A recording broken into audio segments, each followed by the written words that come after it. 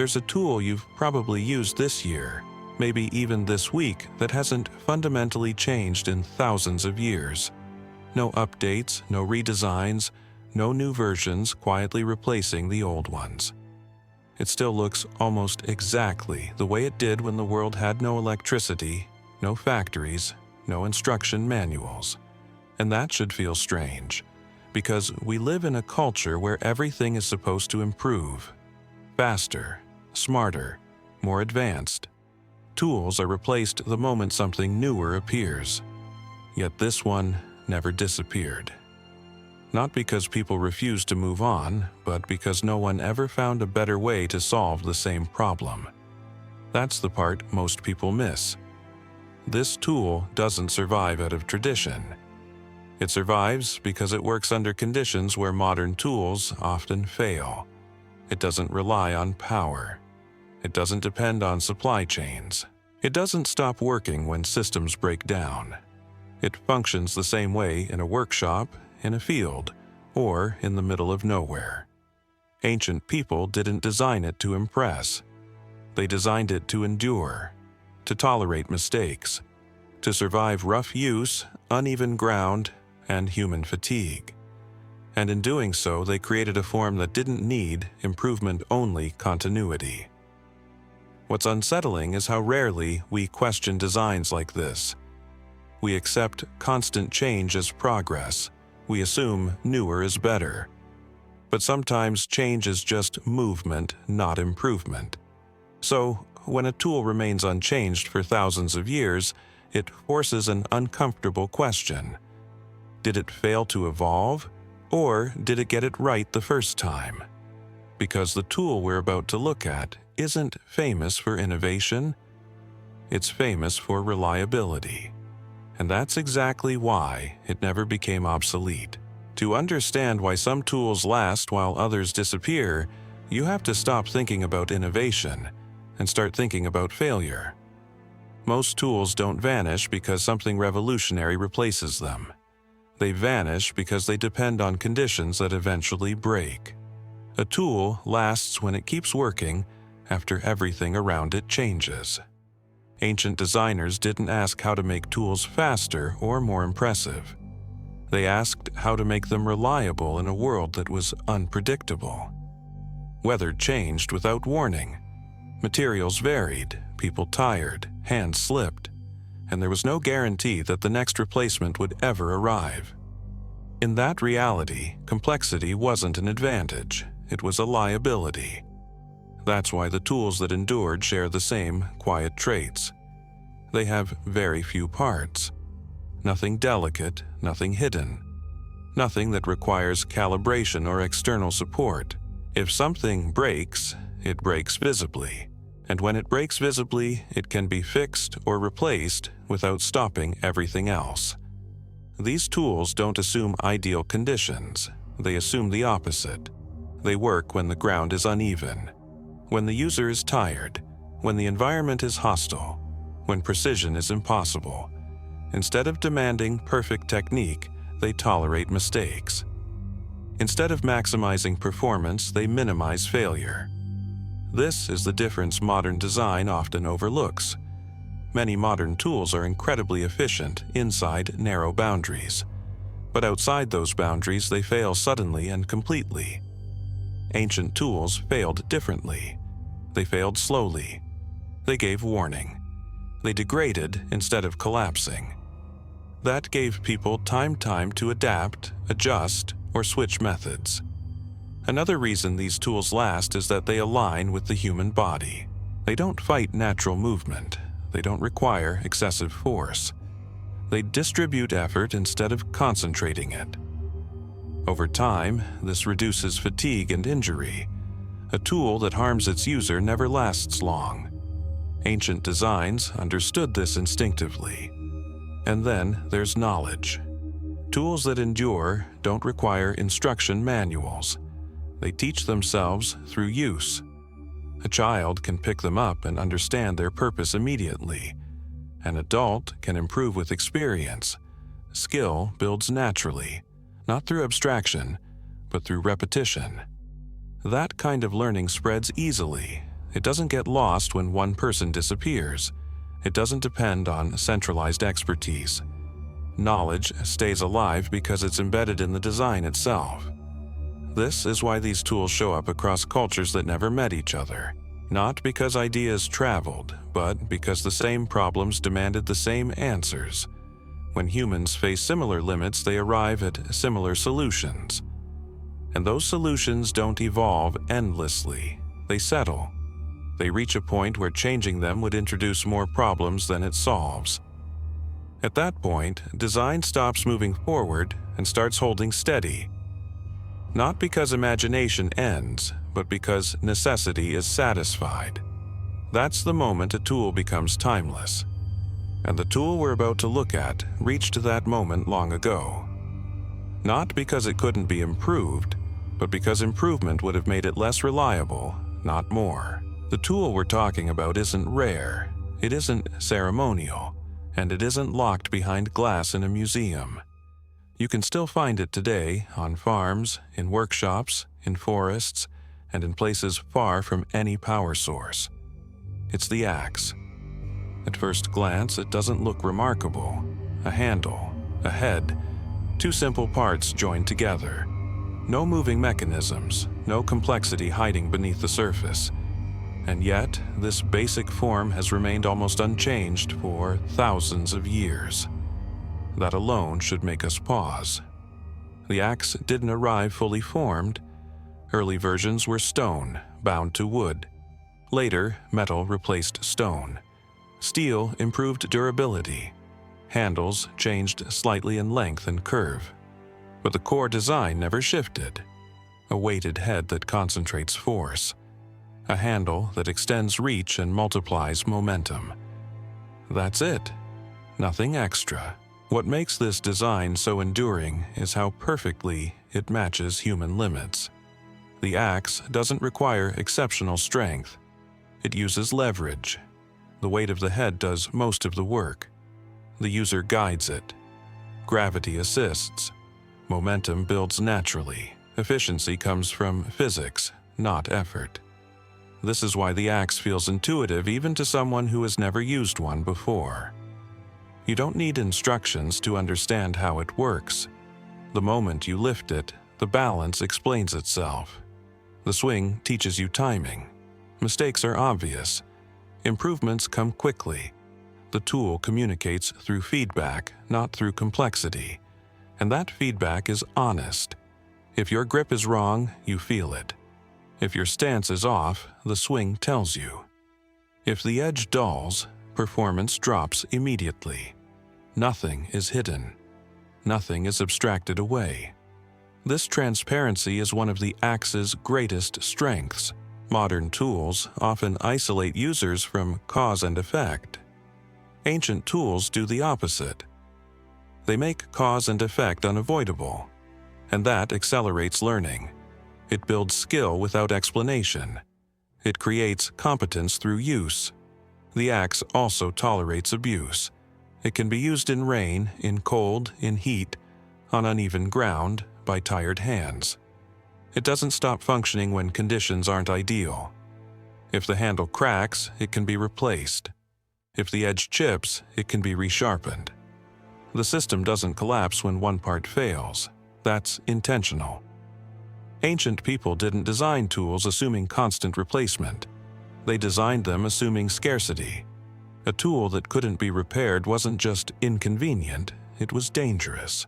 The axe survived because it accepted wear as part of its life cycle. And that wear didn't make it obsolete. It made it familiar. What's remarkable is how widely this same design appears. Across continents, across cultures, across centuries. Not because people copied each other, but because the problem was the same everywhere. Humans needed to cut wood, shape materials, build shelters, prepare fuel, and the axe solved that problem with unmatched efficiency. Other tools came and went.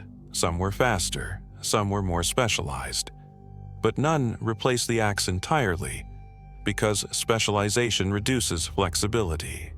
And flexibility is what ancient life demanded.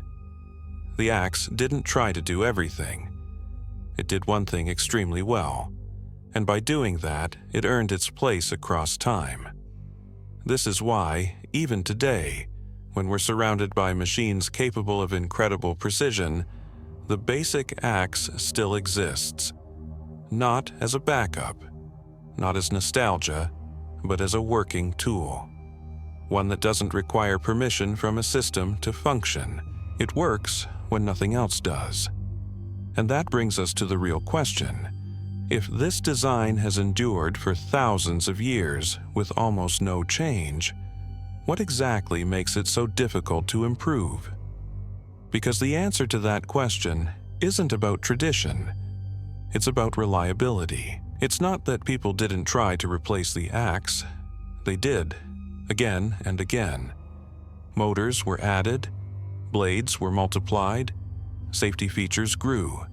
Entire systems were built around the same basic task: cutting wood faster, easier, with less effort. And in the right conditions, those modern tools are impressive. But here's the problem. They only work when the system around them works. Electric axes need power. Chainsaws need fuel, maintenance, spare parts, and a controlled environment. When any one of those disappears, performance doesn't degrade, it stops completely. And that's the moment when the old design quietly proves its value again. The axe doesn't compete with modern tools on speed. It competes on certainty. It doesn't assume electricity. It doesn't assume supply chains. It doesn't assume ideal conditions or perfect timing. It assumes the opposite. Ancient designers understood something modern engineering often overlooks. Tools don't exist in isolation. They exist inside human lives, where fatigue, weather, and unpredictability are constant. A tool that only works when everything goes right is fragile. A tool that still works when things go wrong is timeless. Modern versions didn't replace the axe because replacement usually means adding dependency. More components, more points of failure, more conditions that must be met before the tool can even begin to function. Each improvement in performance came at the cost of reliability, and reliability is the one thing ancient tools never traded away. The axe is honest about what it needs. A sharp edge, a solid handle, human energy, that's it. If the edge dulls, you fix it. If the handle breaks, you replace it. The tool never becomes useless because one external element disappears. That honesty matters. In emergency situations, in remote locations. In moments when modern systems fail quietly and suddenly, the axe doesn't ask questions. It doesn't wait. It doesn't require permission. It works. This is why modern tools didn't make the axe obsolete. They made it situational. Perfect when conditions are ideal. Useless when they're not. The axe stayed relevant because it never depended on ideal conditions in the first place. And there's something else modern tools struggle with. They distance the user from the work. Motors absorb feedback. Safety mechanisms reduce sensation. The user becomes an operator rather than a participant. That can be efficient, but it also disconnects cause from effect. Ancient tools do the opposite. They force awareness, they demand attention, and in return they give control.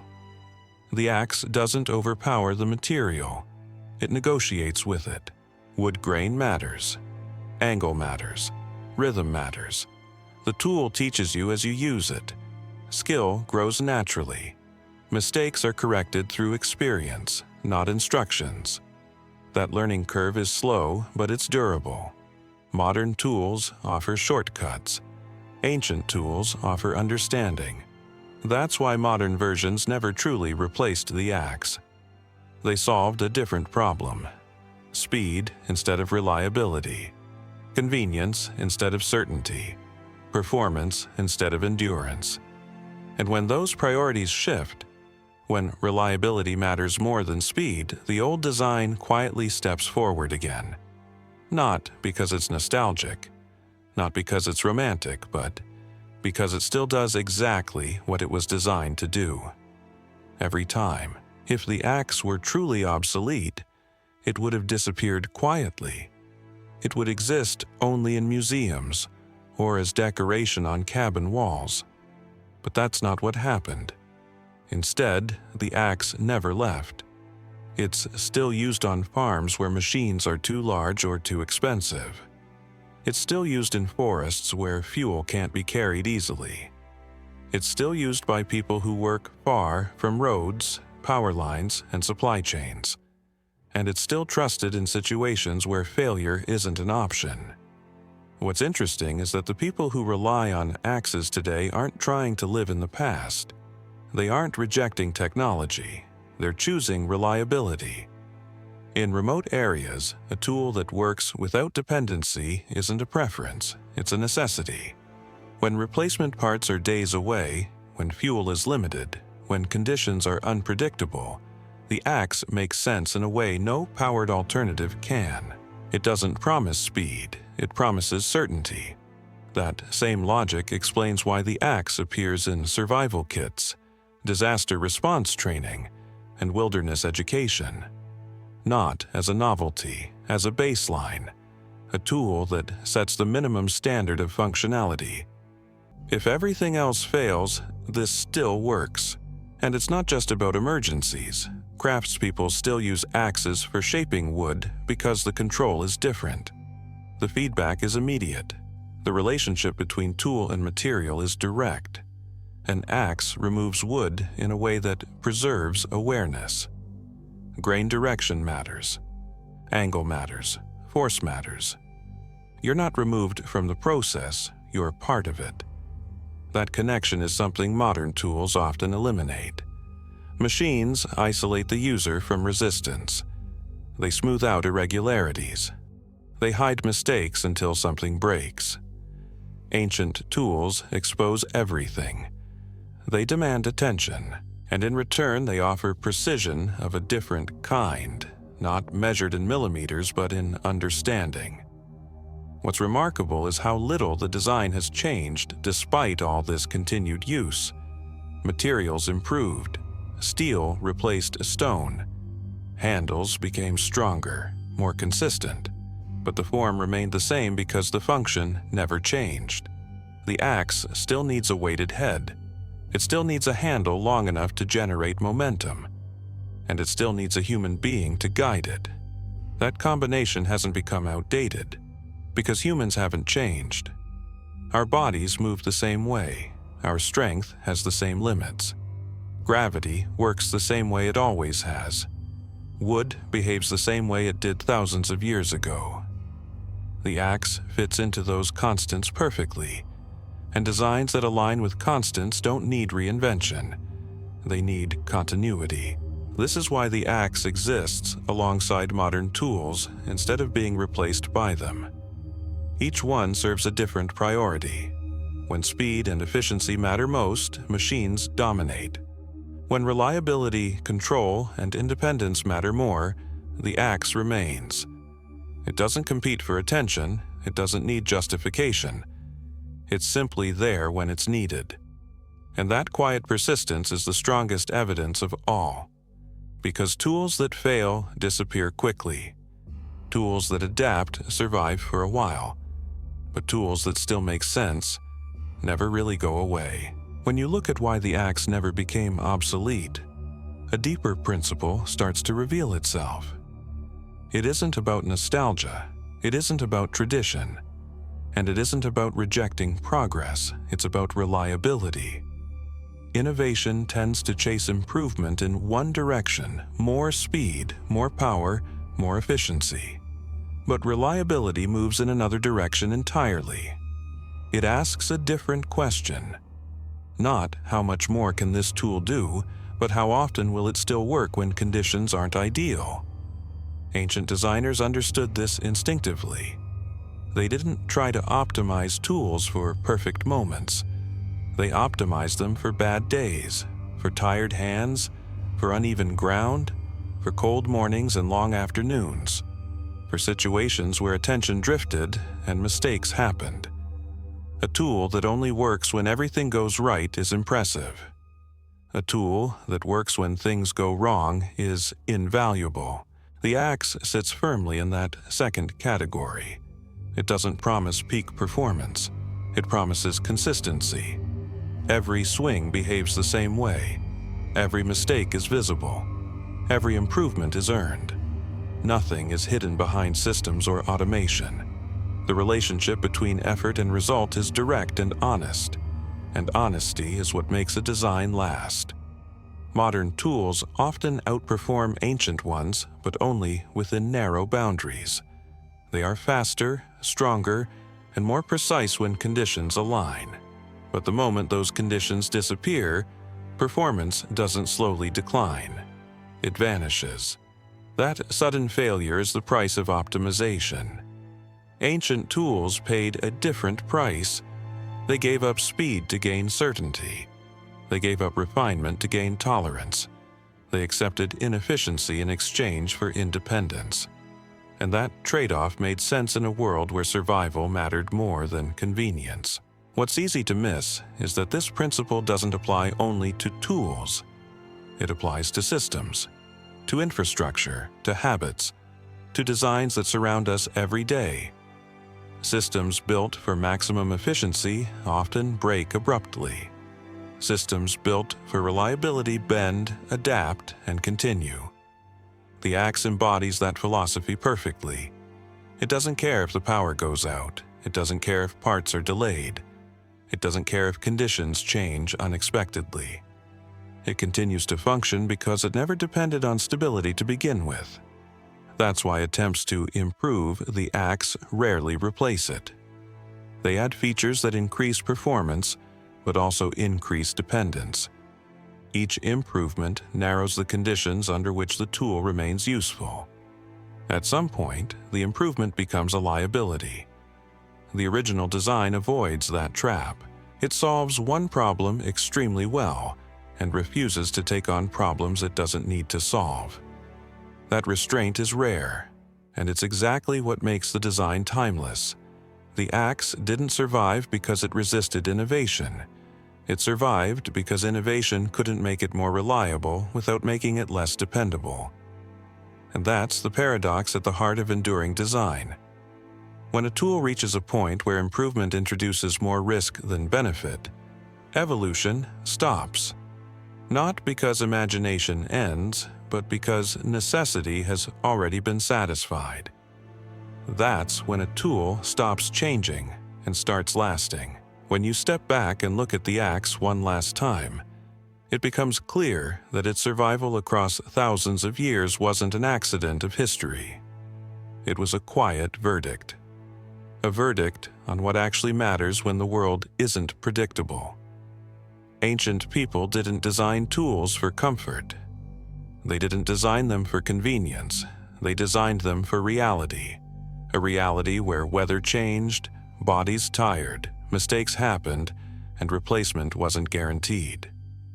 And in that reality, the axe didn't just perform, it endured.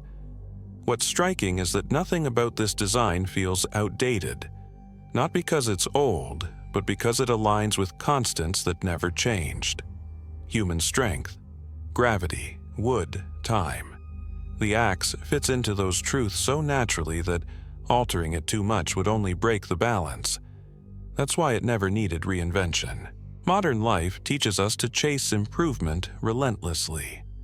Faster, smarter, more efficient. But the axe reminds us that improvement isn't always progress. Sometimes it's just movement adding layers that look impressive while quietly reducing reliability. Ancient tools didn't try to do everything. They tried to do one thing well for as long as possible. And that restraint is what made them last. The axe doesn't argue with the world. It works with it. It doesn't promise certainty. It offers control. Not over outcomes, but over effort, attention, and understanding. And those are things humans can still rely on when systems fail. That's why this design never disappeared. Not because people clung to the past, but because the future never gave them a reason to let it go. In a world built on fragile systems and constant upgrades, the axe stands as a reminder that some solutions don't need to evolve to remain relevant. They only need to stay honest. Honest about limits. Honest about conditions. Honest about what humans can actually depend on. And maybe that's the real lesson ancient tools leave behind. That the most enduring designs aren't the ones that promise the most, but the ones that still work when promises no longer matter.